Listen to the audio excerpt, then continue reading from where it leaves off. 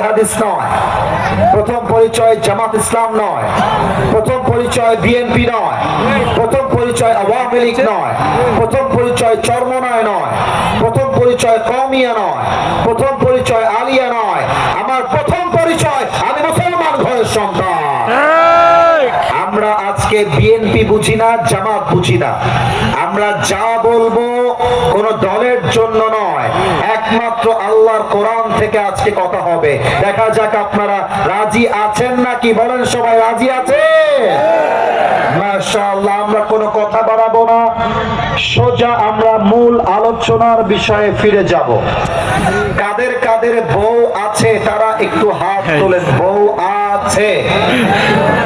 আচ্ছা, বউ আছে আপনাদের, হাত নামান। মাশাআল্লাহ।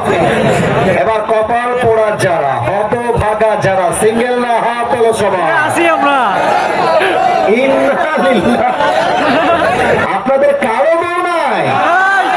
আমি বিশ্বাস করি না।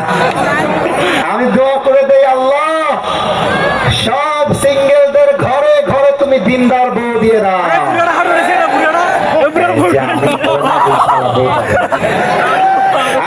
জোরে সরে বলেন সবাই মিলে আমিন।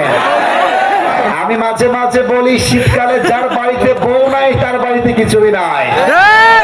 যুবকদের চরিত্র আইফোন দিয়ে ঠিক হবে না, R15 দিয়ে ঠিক হবে না।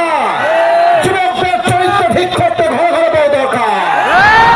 এবারে সংগ্রাম বিয়ের সংগ্রাম, এবারে সংগ্রাম ভাবের সংগ্রাম, এবারে সংগ্রাম গার্লফ্রেন্ডকে ব্যাকআপ করে বউ আনার সংগ্রাম। আল্লাহ তুমি যুবকদেরকে বউ দিয়ে দাও। আমরা 3টে তাকবীর দিব। প্রথম তাকবীর দিবেন বিবাহিত ভাইরা। বিবাহিত ভাইরা অনেক কম আমি জানি, তবুও দেখা যাক কাদের গায়ের গলার জোর কত বেশি। বিবাহিত ভাইরা একটু কাশি দেন। হায় হায় হায় হায় রে, এরা আগেই হেরে গেছে। তবুও বিবাহিত ভাইরা 1-এ 10-এ মিলে করি কাজ, হারি জিতি নাহি লাজ।